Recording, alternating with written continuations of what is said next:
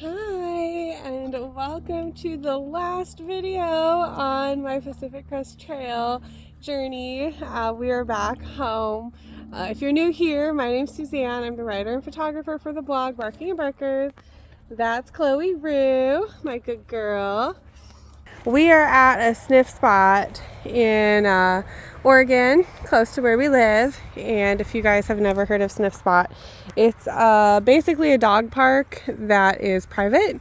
So the girls get to play in this grass, and we get to relax under this tree while they stretch their legs and get some exercise in, because we drove for a long time yesterday. I love Sniffspot. This is not a Sniffspot advertisement. They don't pay me to say this. I'm just gonna make sure you guys know that. But I love it because I don't have to worry about any random dogs being like naughty. Freya can be sometimes possessive of, she's rolling, of balls and food. And this way, if someone brings food into the park, we don't have to worry about her being potentially naughty. She's been really good. It's been like a year since she's had any possessive behaviors, but it's better to be safe, and it's fun this way because they get the whole place to themselves. And it's it's been a really good experience with Sniffspot.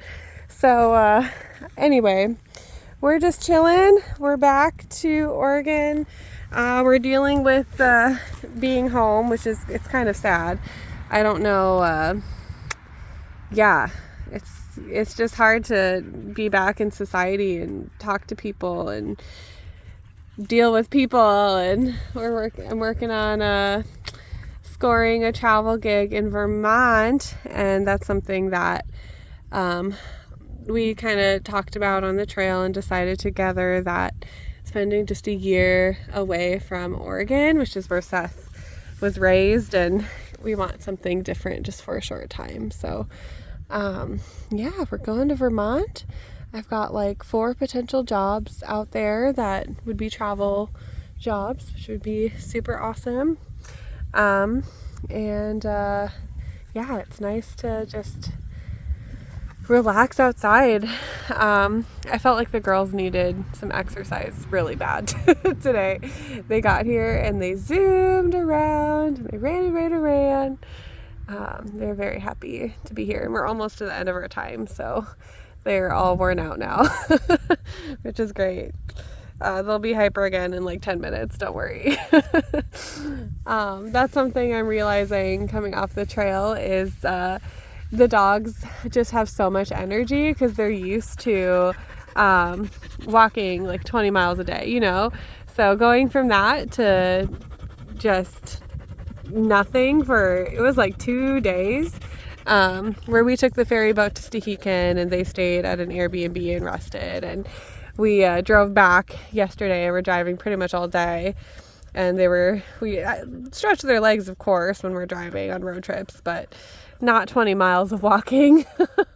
So I think they both are really happy to be able to stretch out and just be dogs for a little bit. So the funny thing about Chloe, so on the trail, we just let them drink out of water sources. We would sometimes filter the water and have them drink out of our water.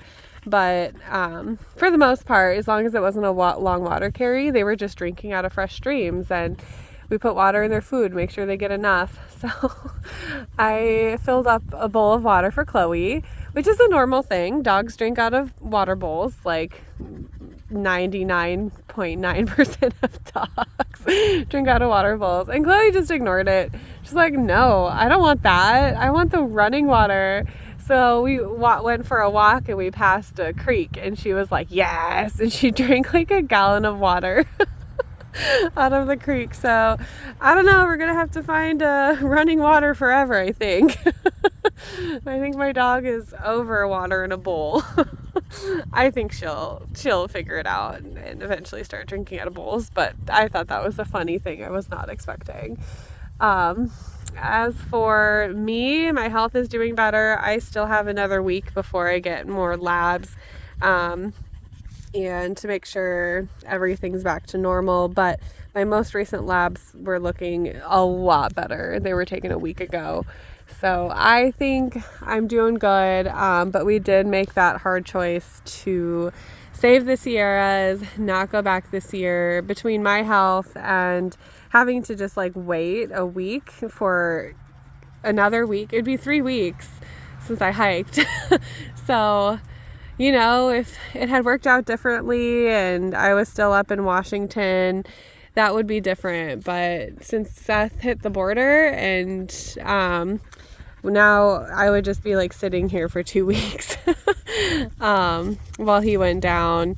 So it just didn't make sense. It didn't make sense this year for me to go down and do the Sierras after pushing my body over its limits. So health-wise, we decided to call it.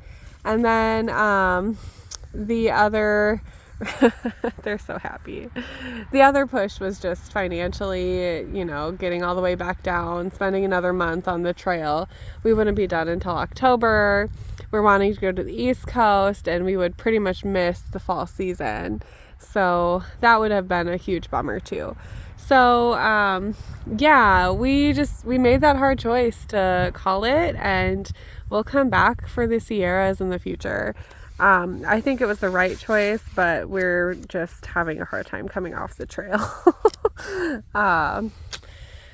It's just, yeah, it's like we almost feel aimless. Like when you're on the trail, you wake up and you walk, and like you have a purpose, you have a goal, like you're shooting for something.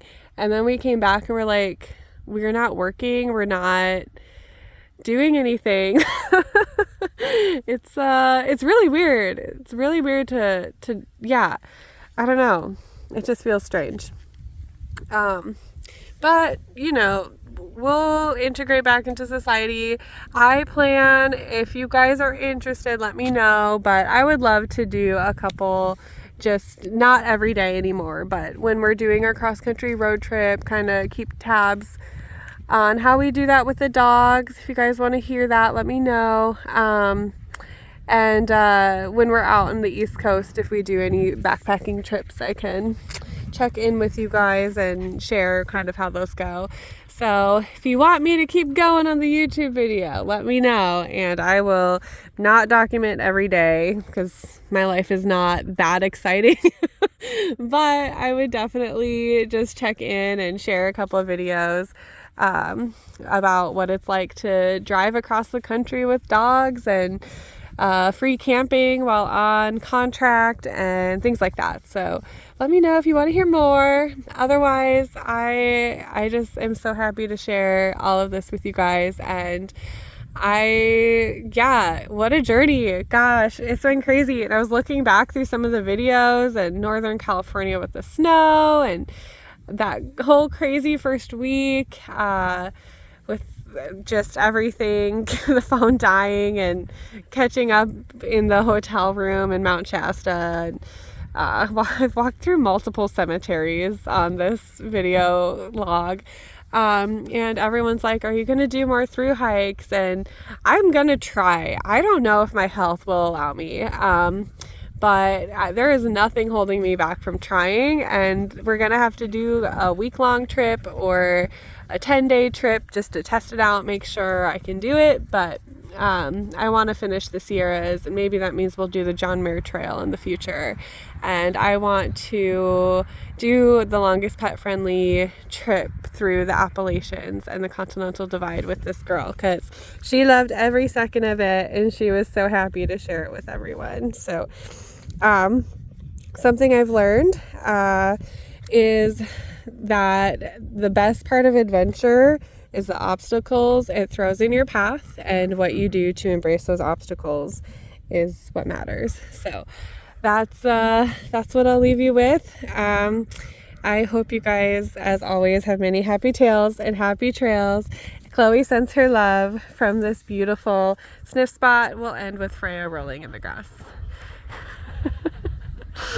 Cheers.